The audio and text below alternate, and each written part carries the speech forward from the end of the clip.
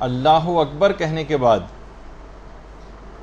یہ بھی مستحب ہے کہ انسان اعوذ باللہ من الشیطان الرجیم یہ کہے۔ مجتہدین یہ فرماتے ہیں کہ یہ جو اعوذ باللہ من الشیطان الرجیم ہے یہ صرف پہلی رکعت میں الحمد کو شروع کرنے سے پہلے پڑھا جائے، یہ مستحب ہے، اس کو استعاذہ کہا جاتا ہے۔ صرف پہلی رکعت میں الحمد کے شروع کرنے سے پہلے، یعنی الحمد کی جو بسم اللہ پڑھی جائے گی اس سے بھی پہلے یہ استعاذہ پڑھا جائے۔ اور اس کے علاوہ جو اور رکعتیں ہیں جس میں سورہ الحمد پڑھی جاتی ہے اس میں بہتر ہے کہ استعاذہ کو ترک کیا جائے۔ دیکھیے ذرا غور سے اس بات کو سمجھنا پڑے گا۔ پہلی رکعت میں الحمد سے پہلے تو پڑھنا مستحب ہے، لیکن بعد کے جتنے بھی سورے ہیں اور بعد کی جو رکعت ہیں ان کی جو الحمد ہے ان میں بہتر ہے کہ اس کو ترک کریں۔ پھر ایک سوال یہ بھی ہے اور آغا سیستانی سے بھی پوچھا گیا کہ یہ جو ہم پناہ طلبی کرتے ہیں اعوذ باللہ من الشیطان الرجیم، اللہ کی پناہ میں جاتے ہیں شیطان لعین و مردود و رجیم سے، کیا یہ فقط خدا ہی سے مخصوص ہے یا ہم ائمہ معصومین سے بھی استعاذہ اور پناہ طلبی کر سکتے ہیں؟ تو آغا سیستانی کا یہی جواب ہے کہ لا استعاذہ الا باللہ، اللہ کے علاوہ کسی سے پناہ طلبی نہیں کی جا سکتی، البتہ ائمہ سے توسل کر کے اور خدا کے اذن سے بلاؤں اور شیاطین کو خود سے دور کیا جا سکتا ہے۔ اصلاً پناہ طلبی پروردگار عالم ہی سے کی جائے گی۔ اچھا، پھر ایک سوال یہ ہوتا ہے کہ آخر بسم اللہ سے پہلے یعنی تسمیہ سے پہلے استعاذہ کیوں ہے؟ اعوذ باللہ من الشیطان الرجیم ہم کیوں کہیں بسم اللہ سے پہلے؟ تو علماء یہ بیان فرماتے ہیں کہ استعاذہ یعنی یہی اعوذ باللہ ہے، اس کی مثال صابن کی سی ہے، اور جس طریقے سے میل کچیل وغیرہ کو دور کیا جاتا ہے جسم سے صابن لگا کر، اسی طریقے سے منہ ہمارا نامشروع باتوں کی وجہ سے گناہ گار ہو جاتا ہے اور آلودہ ہو جاتا ہے، اور اب ہماری زبان پر ذکر خدا آنا ہے، تو اس گندگی کو زبان کی دور کرنے کے لیے ضروری ہے کہ جو ہے استعاذہ پڑھا جائے، یعنی زبان کے گناہوں سے جو زبان کے گناہوں کی وجہ سے جو زبان ہماری نجس ہو گئی اس کو پہلے اعوذ باللہ کے ذریعے اپنے منہ کو اور اپنی زبان کو پاک کیا جائے تاکہ یہ تلاوت قرآن کے قابل ہو سکے۔ اچھا، اب استعاذہ جو ہے اس کے اصل میں دو ارکان ہیں، ایک تو ہے شیطان سے فرار اختیار کرنا اور دوسرا ہے اللہ کی پناہ میں آنا۔ دشمن سے فقط بچنا ضروری نہیں ہوتا بلکہ رحمان کے قلعے میں داخل ہونا بھی ضروری ہوتا ہے۔ دشمن سے تو ہم بچ کے آ گئے لیکن رحمان کے قلعے میں داخل ہی نہیں ہو رہے، تو یہ دو باتیں اس کا استعاذہ کے اندر خاص طور پر خیال رکھنا ہوتا ہے۔ اور نماز میں دیکھیے اس کا حکم یوں بھی ہے کہ یہ جو شیطان ملعون ہے یہ سب سے پہلے تو یہ بات چاہتا ہے کہ آپ نماز ہی نہ پڑھیں، کہ ہر صورت میں کوشش کرے گا، اپنی تمام ہمتوں کو بروئے کار لائے گا اور کوشش کرے گا کہ آپ نماز ہی نہ پڑھ سکیں، اور اگر آپ کو توفیق نماز مل گئی تو اب اس کی پوری کوشش یہ ہوتی ہے کہ آپ کی نماز کے ثواب کو ضائع کرے، آپ کو جہالت میں مبتلا کر کے آپ کی نماز کو باطل کروا دے۔ نماز کے مسئلوں کی طرف سے کتنے لوگوں کی طبیعت گھبراتی، مسائل نماز کہیں بیان ہو رہا ہوں لوگوں کو فوراً جمائیاں آنے لگتی ہیں، لوگ سوچتے ہیں بہت بوریت ہو رہی ہے اس کے اندر، بہت وقت ضائع ہو رہا ہے۔ یہ شیطان کی طرف سے ہوتا، وہی چاہتا ہے کہ آپ مسائل نماز کو صحیح طور پر سمجھ نہ پائیں اور نماز میں غلطی کریں اور وہ آپ کی نماز کو باطل کروا دے۔ اچھا، اگر بالفرض ہم نے مسائل کی کلاسز بھی لی ہوئی ہیں اور نماز بھی بالکل صحیح پڑھ رہے ہیں، اس کا جب یہ والا کارگر نہیں چلتا کام تو پھر کیا کرتا ہے وہ آپ کے خشوع و خضوع نماز میں کم کرنے کی کوششیں کرتا ہے، ادھر کے خیالات ادھر کے خیالات وہ آپ کے دماغ میں لے کر آتا ہے، یا آپ کی نماز میں ریاکاری، عجب، تکبر وغیرہ جو اخلاقی برائی ہیں وہ ایسی چیزیں آپ سے سرزد کروائے گا جس سے آپ کی نماز قبولیت سے رہ جائے گی. یا تو نماز کو باطل کروا دے گا یا آپ کی نماز کے ثواب کو ختم کروا دے گا. اور جب آپ نے نماز بھی خیریت سے گزار لی یہ تب بھی پیچھا نہیں چھوڑے گا. پھر یہ کیا کرے گا, ایسے اعمال کو سرزد کروائے گا نماز کے بعد جس سے آپ کی پچھلی پڑھی گئی نماز کا ثواب زائل ہو جائے. تو اس کی پوری کوشش یہ ہوتی, وہ اس کی ہم پوری تفصیل انشاءاللہ اپنے مقام پر جو ہے بیان کریں گے. ایک مکمل نشست اس بات پہ بھی آپ کی ہوگی کہ نماز کو قبول کیسے کروایا جائے, اور اس سلسلے میں جو رکاوٹیں ہوتی ہیں, کون سے ایسے اعمال ہیں جس سے نمازوں کے ثواب ضائع ہو جاتے ہیں. وہ پوری ایک جب ہماری نماز ختم ہو جائے گی تو اس کے بعد ایک لیکچر اس پہ بھی ہوگا. ایک بار بھی اگر آپ نے خلوص سے یہ پڑھ لیا اعوذ باللہ من الشیطان الرجیم, جس کو استعاذہ کہا جاتا ہے, تو پروردگار عالم آپ کے اور شیطان کے درمیان 70 ایسی رکاوٹیں حائل کر دے گا. روایات میں یہ بات آئی ہے 70 ایسی رکاوٹیں حائل کرے گا کہ ایک رکاوٹ سے دوسری رکاوٹ کے درمیان زمین و آسمان کے برابر مسافت, اتنا دور آپ سے شیطان کو کر دے گا.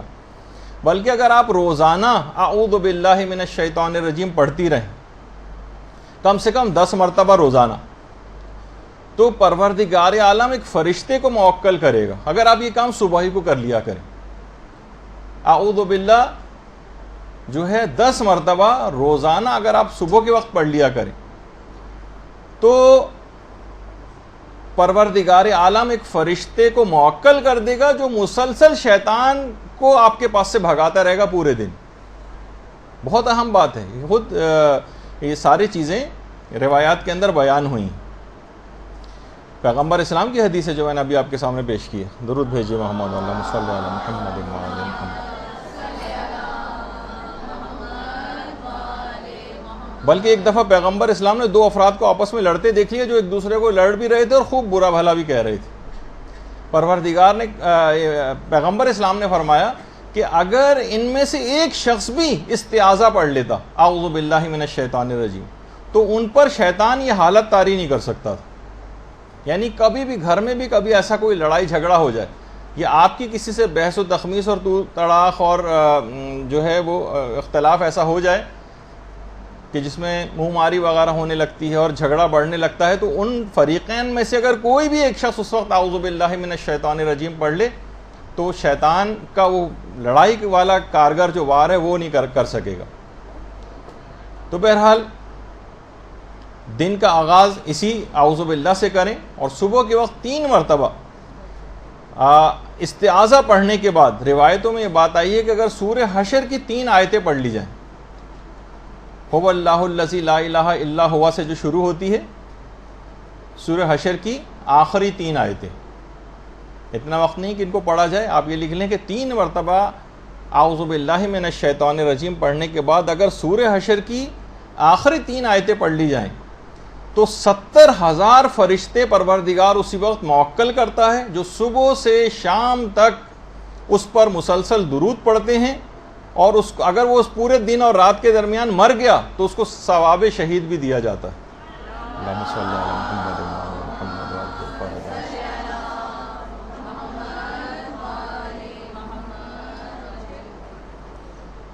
یعنی استعاذہ بڑا عجیب و غریب کلمہ ہے یہ جو آپ نماز کے شروع میں کہہ رہی ہیں الحمد پڑھنے سے پہلے, اور اس کی عام زندگی میں بھی دیکھیں کتنی اپلیکیشنز ہیں. اس کو معمولی کلمہ نہیں سمجھنا چاہیے کہ ہم اصل میں ہر چیز ہم پوری نماز ایسی بے دلی کے ساتھ اور ایک ایسا رٹے رٹائے طوطے کی طرح سے پڑھ رہے ہوتے ہیں کہ احساس ہی نہیں کہ کلمات کیا ہیں جو ہماری زبان پر جاری ہو رہے ہیں. استعاذہ ایک بہت عظیم کلمہ ہے. روایات میں ہے کہ یہ وہ کلمہ ہے جسے جبریل امین نے خود لوح محفوظ پر خود لکھا ہے اور اس کو یاد کیا ہے باقاعدہ. جبریل امین نے, آیت اللہ شہید دستغیب شیرازی, انہوں نے استعاذہ کے موضوع پر 35 مجلسیں پڑھی تھیں استعاذہ پہ, اور ان کا خلاصہ چند مجلسوں کا اردو زبان میں استعاذہ کے نام سے چھپ بھی چکا. البتہ پوری 35 نہیں, اس میں کچھ ضائع بھی ہو گئیں اور وہ کم مجلسیں ہیں اس کے اندر, لیکن بہرحال اردو زبان میں بھی. دیکھیے مسئلہ یہ ہے کہ یہ جو شیطان ہے یہ بارگاہ خداوندی کا دھتکارا ہوا کتا ہے. یہ دروازے خیر پر آ کر بیٹھ گیا. جس طریقے سے اگر کسی گھر کے دروازے پر آ کر کتا بیٹھ جائے تو ہر آنے جانے جو شخص ہوتا ہے آنے جانے والا اس کے اوپر بھونکتا. تو کبھی بھی علماء فرماتے ہیں کہ شیطان سے مناظرہ نہیں کرنا چاہیے. مثلاً کہ ہم دماغ میں ہمارے خیالات آ رہے ہیں شیطانی، ہم ان کو دفیہ کر رہے ہیں، ان کے جوابات دے رہے ہیں. عام زندگی میں بھی جو وسوسے آتے ہیں لوگ پریشان ہوتے ہیں تو ان وسوسوں کا وہ جواب دینے بیٹھ جاتے ہیں، دماغی طور پر جنگ شروع کر دیتے ہیں شیطان سے. طریقہ کار یہ ہے کہ شیطان سے مناظرہ نہیں کیا جاتا بلکہ استعاذہ کے ڈنڈے سے سی خبر لی جاتی. اس سے بحث اور مناظرہ کرنا منع ہے. یہی وجہ ہے کہ بہت سارے احمقوں کی کتابوں کا علماء جواب نہیں دیتے، مناظرہ نہیں کرتے ان سے. کتنے ایسے افراد ہیں جو چیلنج کرتے رہتے ہیں کہ کسی بھی مجتہد کو میرے سامنے لے آؤ، یہ میری کتاب کا فلاں اگر کوئی عالم یا مجتہد جواب دے دے، اور جب اس کو اگنور کرتے ہیں تو اور زیادہ شور مچاتا ہے کہ دیکھا کسی کے پاس جواب نہیں. اصل میں جس طریقے سے شیطان سے مناظرہ نہیں کیا جاتا نا، اسی طرح ان لوگوں کا بھی جواب نہیں دیا جاتا، ان کو دھتکارا جاتا ہے، اگنور کیا جاتا ہے. ورنہ ان کے جوابات دینے سے اور مشہور ہوتے ہیں. یہ اصل میں کمپنی کی مشہوری اپنا منجن بیچنے کے لیے اس قسم کی حرکتیں کرتے ہیں. تو بہرحال اتنے لوور لیول پر علماء اور مراجع کا آ کر جوابات دینے ان کی شان کے بھی خلاف ہے. تو پروردگار عالم کی سنت پہ عمل کرتے ہیں. اصل میں یہ طریقہ پروردگار عالم کا ہے کہ اس نے بھی شیطان سے مناظرہ نہیں کیا تھا. شیطان نے کہا تھا نا کہ آدم کو مٹی سے پیدا کیا گیا اور مجھے آگ سے پیدا کیا گیا، اور آگ جو ہے وہ مٹی سے افضل ہوتی ہے، لہٰذا میں اس کو سجدہ نہیں کروں گا. تو پروردگار چاہتا تو اس وقت کتنے ہی مناظرہ کر کے اور دلائل کے انبار لگا سکتا تھا کہ مٹی کتنے معنوں میں آگ سے افضل ہے، جس میں سے ایک یہی ہے کہ آگ کے اوپر اگر مٹی ڈال دی جائے تو آگ بجھ بھی جاتی. لیکن کیا کہا پروردگار عالم نے؟ صرف ایک جملہ کہا، قَالَ فَخْرُجْ مِنْهَا فَإِنَّكَ رَجِيمٌ، نکل جا ہماری بارگاہ سے، تو مردود ہے. بس صرف یہ کہا، کوئی بھی مناظرے بازی اس کے ساتھ نہیں کی. صرف اس کو دھتکار دیں آپ بھی اعوذ باللہ من الشیطان الرجیم کہہ کے، بس. پھر آپ نہ اس کے کوئی وسوسوں کا جواب دیں نہ کسی اور چیز کا. اور دیکھیے ہر نماز کے میں جو پہلی الحمد جو پڑھی جاتی اور ہر دفعہ جو خاص طور پر تلاوت قرآن کی جاتی، اس میں بہت تاکید ہے کہ جس وقت بھی آپ تلاوت قرآن شروع کریں، اور نماز میں بھی تلاوت قرآن ہی شروع ہونے والی ہوتی کیونکہ اس کے بعد آپ کو الحمد پڑھنا، تو بہت اس وجہ سے تاکید آئی ہے کہ اعوذ باللہ من الشیطان الرجیم پڑھ کر اور اپنی نماز کو جو ہے وہ شروع کیا جائے. دیکھیے ایک آپ نے آیت سنی ہوگی کہ لا یمسہ الا المطہرون، کہ اس قرآن کو کوئی چھو نہیں سکتا جب تک کہ وہ طاہر اور پاک و پاکیزہ نہ ہو. اس کے بہت سارے ائمہ معصومین پہ بھی اطلاق ہوتا ہے کچھ تفاسیر کے اندر، لیکن علماء فرماتے ہیں کئی معنی اور مفاہیم میں ایک مفہوم یہ بھی ہے کہ دیکھیے اس قرآن کا درست طور پر سمجھنا اور اس کے مفاہیم کو درک کرنا، یہ تمام معارف وہی حاصل کر سکتا ہے زیادہ اچھے طور پر جو اخلاقی برائیوں سے پاک اور منزہ ہو، کیونکہ یہ تمام اخلاقی برائیاں اور یہ گناہ جو ہیں حقائق اور معارف کے اوپر پردہ ڈال دیتے ہیں. تو جب بھی آپ کو حکم ہے کہ پہلے آپ اعوذ باللہ من الشیطان الرجیم کہہ کے اپنے آپ کو پاک و پاکیزہ کریں اور اس کے بعد پھر قرآن پڑھنا شروع کریں. قرآن کو اس کے یہ معنی نہیں کہ اس کو کوئی چھو نہیں سکتا. تو مثلا ہم کہیں کہ بہت سے علماء نے اس سے یہ بھی استدلال کے طور پر پیش کیا کہ کسی کافر کو نہیں دیا جا سکتا قرآن، لیکن وہ اب ہم اس فقہی مسئلے کے اندر نہیں جا رہے، وہ اس کی توہین اگر ہوتی ہو تو نہیں دیا جا سکتا موجودہ مجتہدین کا جو نظریہ ہے. لیکن بہرحال ایک اس کے بہت سارے مفاہیم میں ایک یہ بھی ہے کہ ہم اپنے گناہوں کے باعث بہت سارے معارف سے رہ جاتے ہیں قرآن کے جو ہم درک نہیں کر پاتے. تو پہلے اعوذ باللہ پڑھ لیا جائے تاکہ پھر مفاہیم قرآن کو درک کرنے میں آسانی ہو جائے اور پاک و پاکیزگی ہمیں نصیب ہو جائے. اچھا، اسی طرح سے خود قرآن کی آیت بھی ہے کہ آپ نے ابھی سنا نا کہ جس وقت نماز میں بھی جب تلاوت قرآن کر رہے ہوتے ہیں، الحمد پڑھ رہے ہوتے ہیں، تو اس کا آغاز الحمد سے پہلے اس وجہ سے بھی ہے کہ جو اب آپ آیات تلاوت کریں گے ان سے بھرپور آپ استفادہ کر سکیں، وہ آپ کی روح کے اندر اتر جائیں اور سارے ثواب اور فضائل آپ کو دلوا دیں. اور یہی وجہ ہے کہ سورہ نحل کی آیت نمبر 98 میں کہ فَإِذَا قَرَأْتِ الْقُرْآنَ فَاسْتَعِذْ بِاللَّهِ مِنَ الشَّيْطَانِ الرَّجِيمِ، کہ جب تم قرآن کی تلاوت شروع کرو تو شیطان مردود سے خدا کی پناہ طلب کرو. یہی وجہ ہے کہ الحمد سے پہلے، ابھی تلاوت قرآن شروع ہونے والی، تو اب آپ کو الحمد سے پہلے اعوذ باللہ من الشیطان الرجیم پڑھنا ہے. اور یہی وجہ ہے کہ سفینۃ البحار میں باقاعدہ ہمارے چھٹے امام جعفر صادق علیہ الصلوۃ والسلام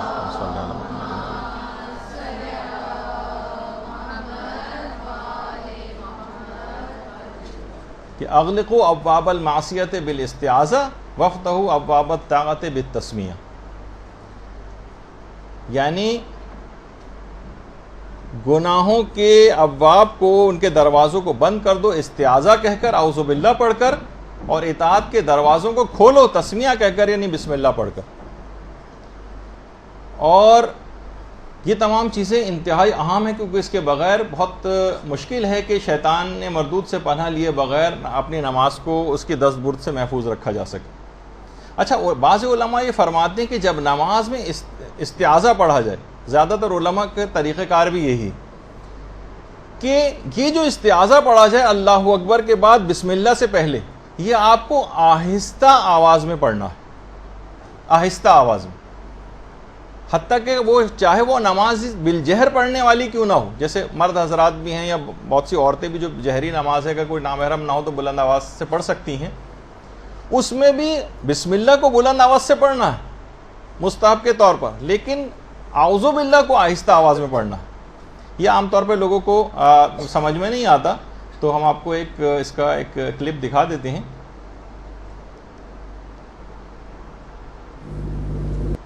اللہ اکبر، بسم اللہ الرحمن دیکھا آپ نے، انہوں نے الرحیم، خاموشی کے ساتھ اعوذ باللہ. دوبارہ دیکھیں. بسم اللہ الرحمن الرحیم. اچھا، دوسرے میں بھی دیکھیے گا. اللہ اکبر،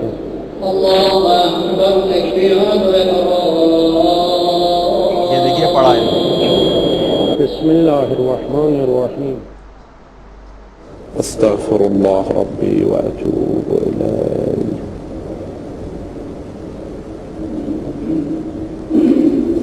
اللہ اکبر.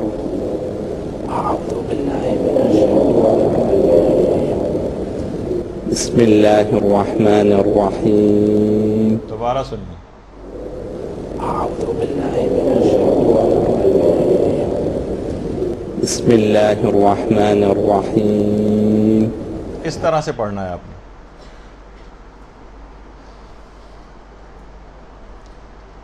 تو وجہ اس کی یہی بتائی گئی کہ آہستہ سے کیوں پڑھا جاتا ہے اس کو. علماء نے کہا کہ اصل میں پناہ طلبی اس شخص کی مانند ہوتی ہے پناہ کہ جو کہ موقع سے فرار اختیار کر رہا ہو اور خود کو پوشیدہ رکھنا چاہتا ہو. اور اس کے اندر اشارہ یہ ہے کہ اے پناہ طلب، یہ جو کہ آہستہ سے اعوذ باللہ پڑھ رہا ہے، شیطان تیری گھات میں ہے. حتیٰ الامکان اس طریقے سے انسان دشمن سے بچ کر اور بہت آہستگی سے کسی سے آ کر پناہ طلبی کرتا ہے، اس طرح سے آ کر پروردگار کی جو رحمت کا دروازہ ہے اس کو آ کر کھٹکھٹاؤ تاکہ وہ تمہیں اپنے قلعہ امان کے اندر لے لے. اس وجہ سے بہت خاموشی کے ساتھ اس کو کہا جاتا ہے. اچھا، علماء اخلاق نے ایک بات اور کہی. دیکھیے، استعاذہ کے معنی فقط کیا یہ ہیں کہ آپ جو ہیں کہیں شیطان سے پروردگار مجھے بچا لے. استعاذہ میں کون کون سے امور شامل ہیں جن کا آپ کو بیک آف دی مائنڈ جو ہے آپ کو دماغ میں اجمالی طور پر ہی کیوں نہ صحیح ان باتوں کا خیال رکھنا ہے کہ میں ان چیزوں سے پناہ طلبی کر رہی ہوں. دیکھیے، بہت اہم بات ہے جو آپ کی خدمت میں پیش ہو رہی. ضروری نہیں کہ ابھی جو میں تفصیل بیان کرنے والا ہوں وہ ساری تفصیل آپ اسی وقت دماغ میں لے کر آئیں. نہیں، کہ اجمالی خاکہ جو باتیں اب آپ سن رہی ہیں، جب بھی آپ اعوذ باللہ پڑھیں گی اس کے بعد آپ ان چیزوں کا ایک ہلکا سے خاکہ دماغ میں لے کر آ جائیں گے. میں ان تمام چیزوں سے پناہ طلبی پروردگار سے طلب کر رہی ہوں. بہت اچھا، یہ سب باتیں جو ہیں یہ روایات کے اندر آئی ہیں جن کو بیان کرنے کا بھی وقت نہیں، ہم صرف ہیڈنگز کی صورت میں ان کو ذکر کریں گے. استعاذہ جنوں انس و شیاطین سے بچنے کے لیے آپ کریں گی، یہ آپ کے دماغ میں ہونا چاہیے. تمام جنوں سے، تمام انسانوں سے اور تمام شیاطین سے بچنے کے لیے. یہ تو واضح ہے استعاذہ کا ایک مفہوم. دوسرا، جس وقت آپ نماز میں یہ استعاذہ پڑھ رہی ہوں تو دماغ میں یہ رہے کہ جتنے بھی برے اخلاق ہیں، ریاکاری ہے، حرص ہے، تمام گناہان ہیں، ان سب سے میں پناہ طلبی کر رہی ہوں. یہ بھی آپ کے دماغ میں. روایات میں یہ بھی آئی کہ استعاذہ برے ہمسائے سے کے شر سے بچنے کے لیے بھی ہوتا ہے. بہت سے لوگوں کے ہمسائے بہت برے ہوتے ہیں، ان کے شر سے بچنے کے لیے. استعاذہ برے شوہر اور بیوی اور ناخلف اولاد سے جو اذیتیں پہنچتی ہیں ان سے بچنے کے لیے بھی ہوتا. یہ بھی دماغ میں رہے کہ یہ استعاذہ میں اس کے لیے بھی پڑھ رہی.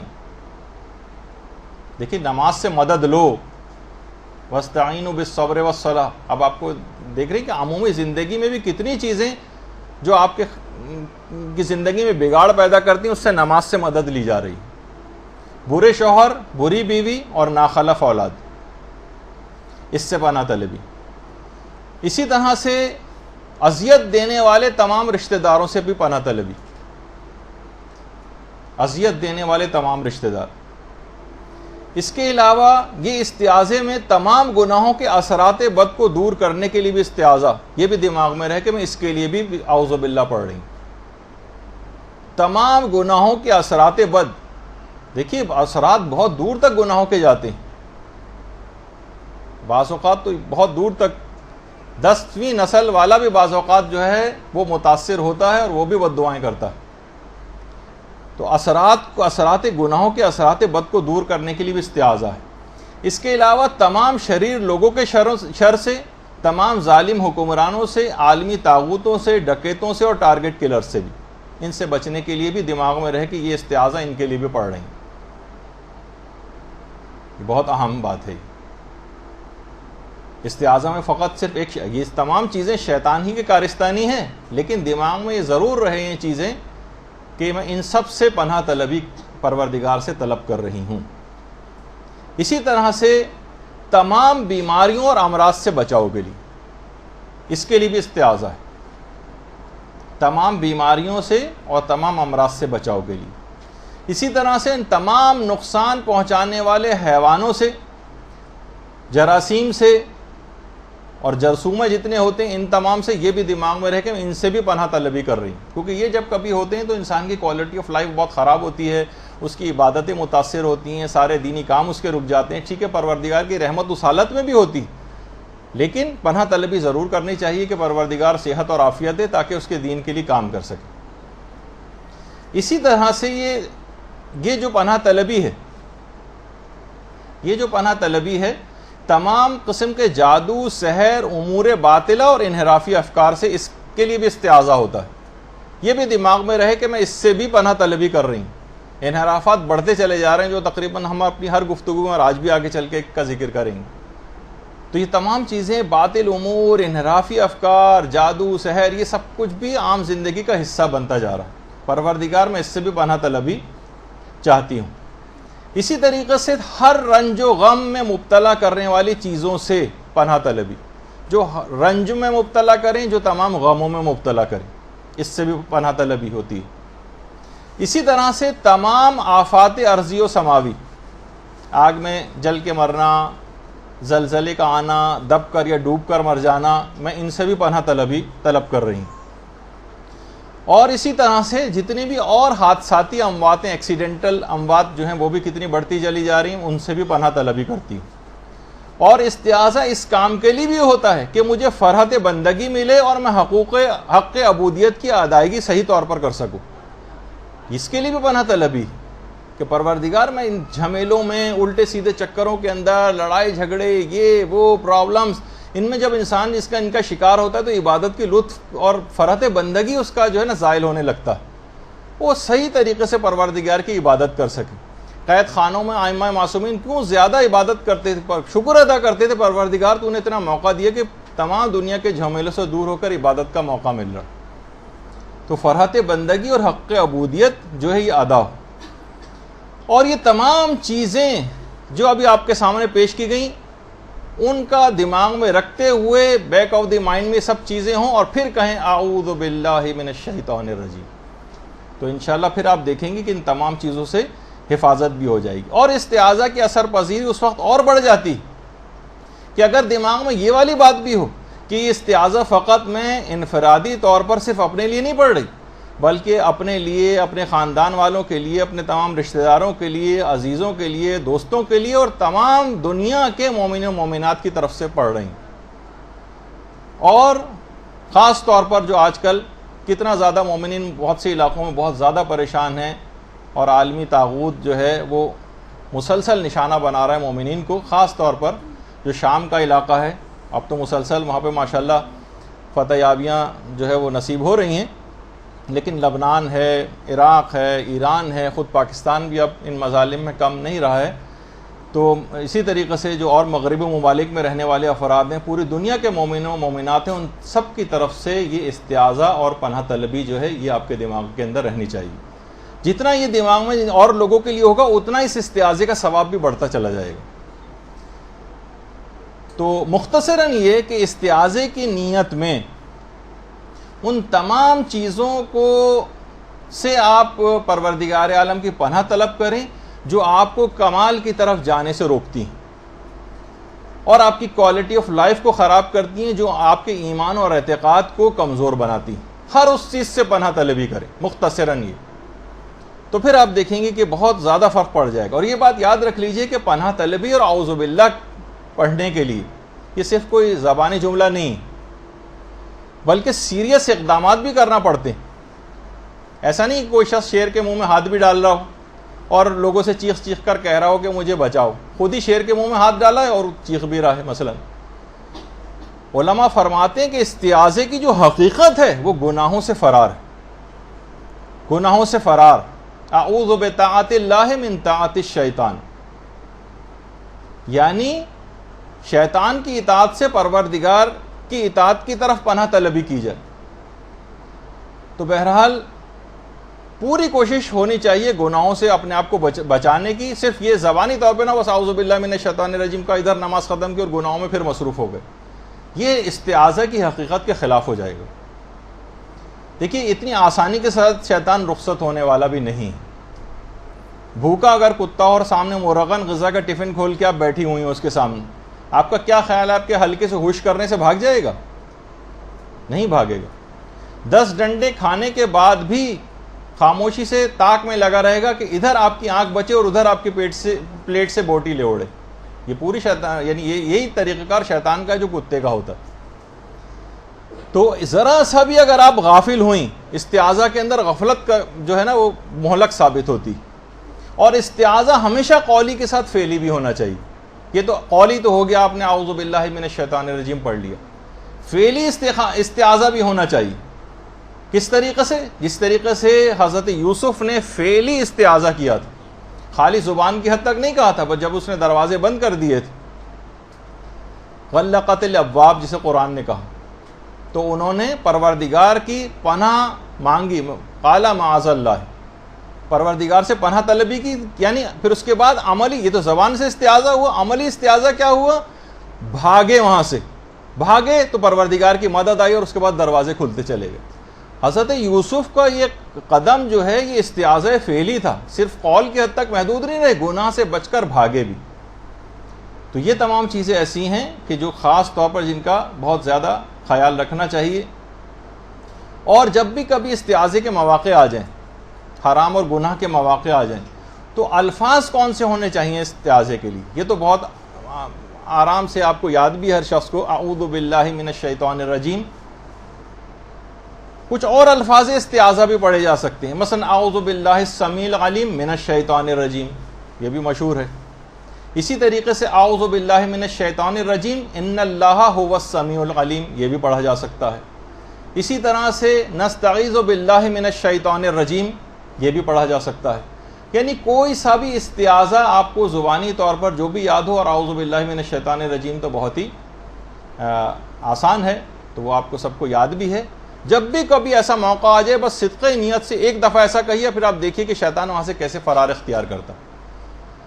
الفاظ کوئی بھی ہوں، البتہ یہ ضرور ہے کیونکہ آپ نماز پڑھ رہی ہیں، اس میں قرات کی بڑی اہمیت ہوتی، تو آپ کو صحیح عربی میں اعوذ باللہ پڑھنا چاہیے، جس طرح ہم عام طور پہ پڑھتے ہیں نا، اردو میں جو پڑھتے ہیں اعوذ باللہ من الشیطان الرجیم، یہ نہیں ہو۔ اس میں نہ الف کا پتہ چلا، نہ عین کا پتہ چلا، نہ اس کے اندر جو زال آ رہا ہے اس کا پتہ چلا، نہ توئے کا پتہ چلا جو شیطان میں آ رہا ہے، رجیم میں یہ آتا ہے پورا، اس کو یہ نہیں پڑھا جاتا. تو اب ہم آپ کو اس کو آپ غور سے سنیے گا کہ کس طریقے سے اس کو پڑھنا چاہیے. أعوذ بالله من الشيطان الرجيم. أعوذ بالله من الشيطان الرجيم. أعوذ بالله من الشيطان الرجيم. أعوذ بالله من الشيطان الرجيم. أعوذ بالله من الشيطان الرجيم. اچھا، اس کے اندر آپ اس کو خاص طور پر الف، عین، پھر اس کے بعد توئے، ان سب کو اور زال، اس سب کو آپ نا مد نظر رکھیں کہ کیسے آواز نکالی جا رہی ہے، ورنہ اگر قرات صحیح نہیں ہے تو اس کا ثواب نہیں ملے گا پھر. أعوذ بالله من الشيطان الرجيم. أعوذ بالله من الشيطان الرجيم. اچھا، رجیم عام تو اعوذ باللہ من الشیطان الرجیم یعنی ایک زیر لگا دیتے ہیں اور یہ بالکل غائب کر دیتے ہیں، یہ نہیں ہونا چاہیے. أعوذ بالله من الشيطان الرجيم. أعوذ بالله من الشيطان الرجيم. أعوذ بالله من الشيطان الرجيم. أعوذ بالله من الشيطان الرجيم.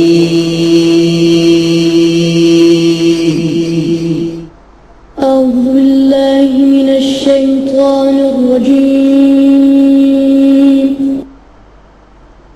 تو اس کو آپ کو خود بھی گھر پہ جا کے بھی پریکٹس کرنا ہے. اور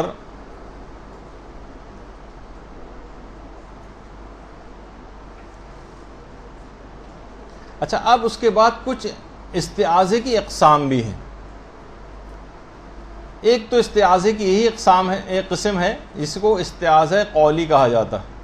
اعوذ باللہ من الشیطان الرجیم جیسے ابھی آپ نے سنا، بہت سارے آپ نے اور چیزیں بھی سنی، یا مثلا کچھ اور جیسے اعوذ باللہ القوی من الشیطان الغوی، یہ بھی بہت بہترین الفاظ میں ایک استعاذہ ہے. علماء نے اس کی بھی تاکید کی ہے کہ اس کو بھی پڑھ سکتے ہیں عام عمومی زندگی میں. نماز میں تو اعوذ باللہ من الشیطان الرجیم کی حد تک ہی پڑھیے، لیکن عمومی زندگی میں بھی پڑھ سکتے ہیں کہ میں طاقتور خدا کی پناہ میں جاتی ہوں اغوا کرنے والے شیطان سے، جس کا ترجمہ یہ ہے. اچھا، یہ تو قولی ہو گیا. ایک فعلی بھی ہوتا ہے جو تمام خواہشات نفس اور افکار شیطانی سے فرار اختیار کیا جاتا ہے، جیسے ابھی حضرت یوسف کی مثال دی. اور اسی طرح سے علماء کہتے ہیں کہ استعاذہ فعلی کی ایک مثال حضرت حر کا آخری لمحات میں سپاہ یزید سے سپاہ ایمان کی طرف فرار. اللہم صلی علی محمد و علی محمد.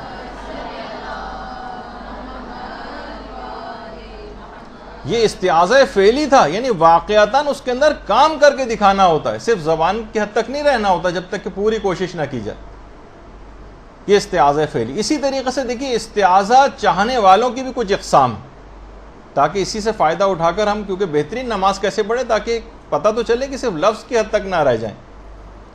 جو استعاذہ خدا سے پناہ طلبی کر رہے ہوتے ہیں ان کی کئی اقسام. ایک تو ہمارے جیسا عام افراد ہیں جن کی راہ میں شیطان بیٹھا ہوا ہے اور یہ مسلسل اپنے جو گناہ ہیں ان سے اور جو وسوسے ہیں ان سے پناہ طلبی کرتے ہیں پروردگار کی بارگاہ میں.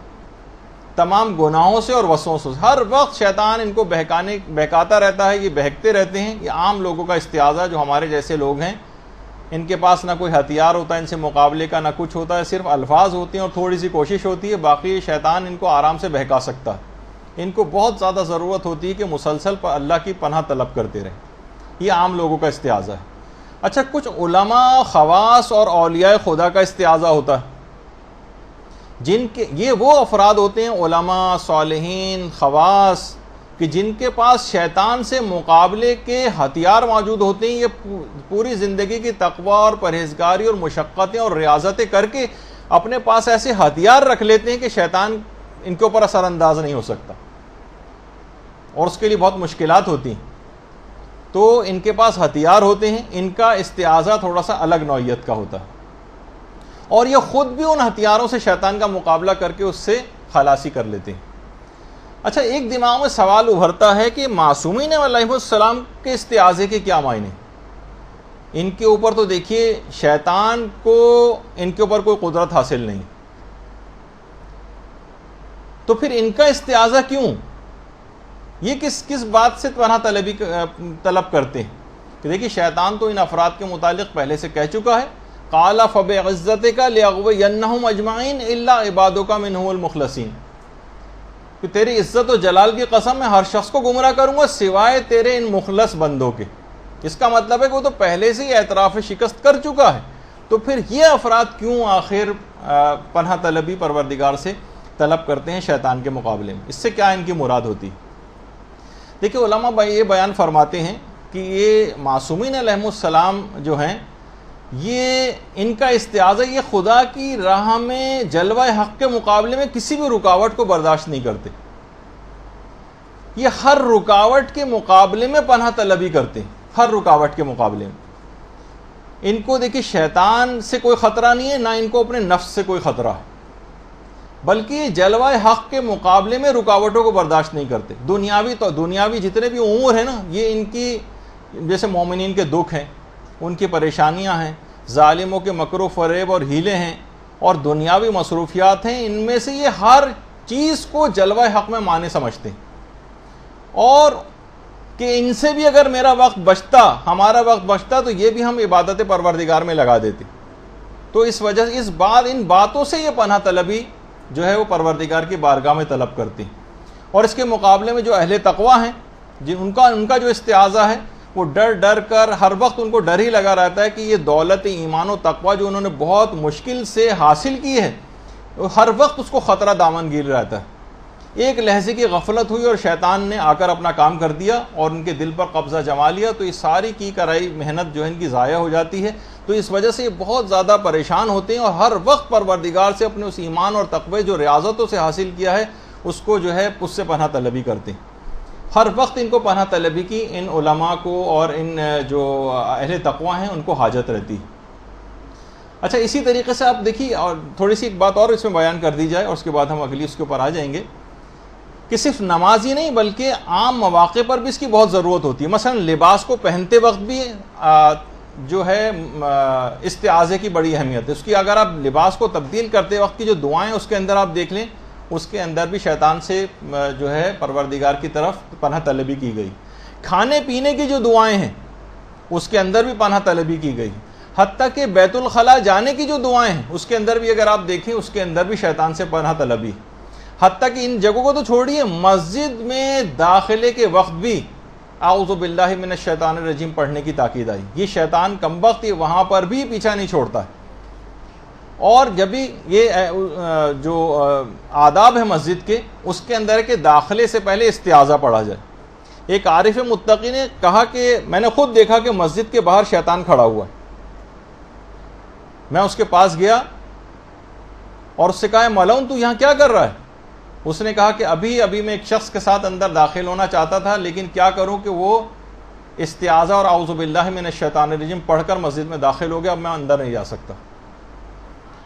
تو صرف ان موقعوں پر ہی نہیں کہ ہم خاص ان جگہوں کے اوپر جاتے وقت بھی مسجد میں جا رہے ہوں، بیت الخلاء جا رہے ہوں، کپڑے تبدیل کر رہے ہوں، کھانا کھا رہے ہوں، اس وقت بھی اس کی بڑی تاکید ہے۔ خاص طور پر علماء فرماتے ہیں کہ جس وقت انسان کبھی ایسی سچویشن سے دوچار ہو جائے جس میں گناہ کا احتمال ہو، مثلا حتیٰ کہ اس کے اندر یہ چیزیں بھی اب شامل ہو گئی ہیں، نامحرم سے چیٹنگ کرنا، ان کو میسیجز کرنا اور فیس بک پہ بیٹھ کے ان سے بات کرنا یا لائیو چیٹ کرنا، یہ تمام چیزیں بھی اس کے اندر آ گئیں۔ اس وقت بھی جب کبھی اس موقع کے اندر گرفتار ہو اور دوسری طرف سے اس قسم کی بات چیت کی جا رہی ہو، تو اس وقت انسان سچے دل سے پناہ طلبی کرے اور شیطان کی اس جال کو توڑ کر باہر آ جائے۔ اور اسی طریقے سے علماء فرماتے ہیں کہ دوسرا اور اہم موقع قضاوت کے وقت بھی ہے، جس وقت قاضی فیصلہ سنا رہا ہوتا ہے اس وقت بھی اعوذ باللہ پڑھنے کی بہت زیادہ تاکید ہے۔ اور تیسری اہم ترین وجہ بھی جو اس سے پہلے ذکر ہو چکی، وہ خاص طور پر جب انسان غیظ و غضب کی حالت میں ہوتا ہے۔ جس وقت بھی انسان غیظ و غضب کی حالت میں ہوتا ہے اس وقت بھی اس کے لیے بہت زیادہ اس بات کی تاکید ہے کہ وہ اعوذ باللہ پڑھ لے، لیکن اس وقت عام طور پر یاد نہیں آتا اور غصے میں آ کر انسان مختلف کام کر دیتا ہے، تو اس وقت بھی کوشش یہ کرے کہ غیظ و غضب کی حالت میں بھی.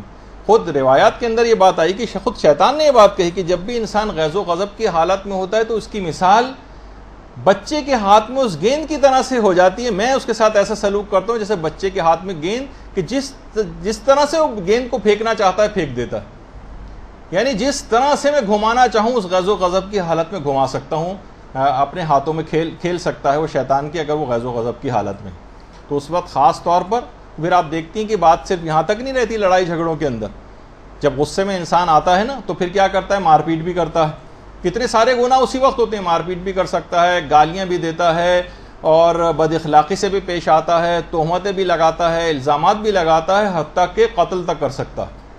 غیظ و غضب کی حالت کے اندر انسان ایسا، شیطان اس کے رگ و پے کے اندر، وہ جو بلڈ پریشر جو اس کا ریز ہوا ہوتا ہے اس کے اندر اصل میں خون کے اندر شیطان گھوم رہا ہوتا ہے جو ہر قسم کے حرام کام اس سے کروا سکتا ہے. جس طریقے سے شراب کے اندر ہوتا ہے نا کہ پھر ہر قسم کا گناہ اس سے ممکن، یہی حالت تقریباً غیظ و غضب کی بھی ہوتی ہے. تو اس موقع پہ بہت زیادہ تاکید ہے. اسی طریقے سے گھر سے باہر نکلتے وقت کی جو دعائیں ہیں ان کے اندر بھی استعاذے کی بڑی تاکید ہے. اس کے اندر ہے کہ شیطان اور اس کے قبیلے والے تمہیں اس طرح دیکھ رہے ہیں کہ تم ان کو نہیں دیکھ پاتے ہو، یعنی ان کی نگاہیں اب تم پر لگ، جیسے ہی تم گھر سے باہر نکلو گے شیاطین، جیسے کہا جاتا ہے نا کہ بازاروں کے اندر شیطان کرسی لگا کے بیٹھتا، اب جب تم گھر سے باہر نکل آئے تو اب یہ شیطان تمہارے تمام اس کے لشکر تمہیں دیکھ رہے ہیں اور تمہاری گھات میں اور تم سے طرح طرح کے گناہ کروائیں گے. تو اس موقع پر گھر سے باہر نکلتے وقت کی دعاؤں میں بھی ہے کہ استعاذہ اور پناہ طلبی کی جائے. دیکھیے جب بھی آپ کسی گھر میں جاتی ہیں اور کوئی خطرناک کتا اس گھر کے دروازے پر بیٹھا ہوتا ہے تو آپ اس کے مالک سے کہتی ہیں براہ کرم اس کو ذرا یہاں سے ہٹا دیجئے، مجھے اندر آنا ہے.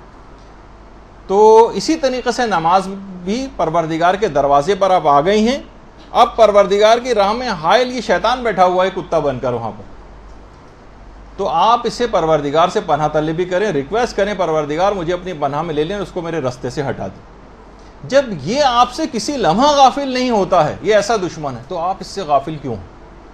یہ بہت اہم بات ہے. دیکھیے جب آپ چوروں ڈکیتوں سے حفاظت کے لیے روزانہ سونے سے پہلے تمام اندر کے داخلے آپ بند کرتی ہیں، کنڈیاں لگاتی ہیں، تالے لگاتی ہیں، کیا کیا کرتی ہیں کہ کوئی جگہ کھلی نہ رہ جائے، تو آخر کس طریقے سے پھر آپ نے اس کو اتنی آسانی سے اس کے لیے بڑے بڑے دروازے کیوں کھول رکھے؟ اس کو استعاذہ پڑھ کر آپ ہر صورت میں اندر آنے سے روکیں، اور ورنہ اگر ابھی آپ نے اس کا اقدام نہیں کیا اور مرتے وقت پتہ چلا کہ کتنا بڑا نقصان آپ اٹھا چکی ہیں، پھر کچھ نہیں ہوگا. علماء نے بڑا اچھا جملہ ایک عالم نے لکھا ہے کہ آخرت میں گئے اور پتہ چلا کہ یہ جو سجدے ہم کرتے رہے یہ سارے کے سارے شیطان کے آستانے ہی پر کرتے رہے. ایمان کے ہم زبانی دعوے تو کرتے رہے مگر اصلاً اطاعت ہم شیطان کی کرتے رہے. صرف زبان سے کہتے بھی رہے اعوذ باللہ تو کیا فائدہ، عملاً تو ہم نے اطاعت شیطانی کی تھی. وہ جو منتخب التواریخ جو ہمارے ملا ہاشم خراسانی کی بڑی مشہور کتاب ہے، استاد سید علی حائری ایک بہت بڑے عالم دین، انہوں نے خود اپنے ایک درس میں فرمایا کہ اصفہان میں ایک گاؤں تھا، وہاں ایک مریض حالت احتضار میں تھا. سید علی حائری نے یہ واقعہ سنایا. اصفہان میں باقاعدہ ایک گاؤں تھا جس کا ایک مریض حالت احتضار میں تھا. کہہ رہے ہیں میں اس کے پاس گیا اور اس کے سرہانے بیٹھ کر تلقین پڑھنا شروع کی، کیونکہ حالت احتضار میں بھی تلقین پڑھنے کی تاکید. اچھا جب مریض کو کہا گیا کہ پڑھو لا الہ الا اللہ، تو جب بھی مریض کہتا تھا لا الہ الا اللہ تو کہہ رہے ہیں بڑی حیرت انگیز بات ہم نے دیکھی کہ جب بھی وہ خدا کی وحدانیت کی گواہی دیتا تھا تو کمرے کے گوشے سے آواز آتی تھی صدقت یا عبدی، تو نے سچ کہا ہے میرے بندے. اچھا جب مریض کے منہ سے تکلیف سے یا اللہ نکلتا تھا تو کمرے کے گوشے سے آواز آنے لگتی تھی لبیک یا عبدی، اے بندے میں حاضر ہوں. عالم بڑے حیران ہوئے، پوچھا کہ اے صاحب آواز تم کون ہو؟ کہا میں ہی اس کا معبود ہوں، ساری زندگی اس نے میری ہی تو اطاعت و پیروی کی ہے، میں ہوں شیطان. جب رات دن اس نے احکامات خدا کی نافرمانی کی اور میری اطاعت کی، گانے بجانے یہ کرتا تھا، فتنہ فساد یہ کرتا تھا، غیبتیں چغلیاں یہ کرتا تھا، لڑائی جھگڑے جو ہے یہ کیا کرتا تھا، خواہشات نفس کی پیروی اس نے کی، فلمیں، فحش ڈرامے، مناظر. کوئی تو زندگی کا وقت ایسا نہ تھا جب اس نے شیطان کی اطاعت نہ کی تھی.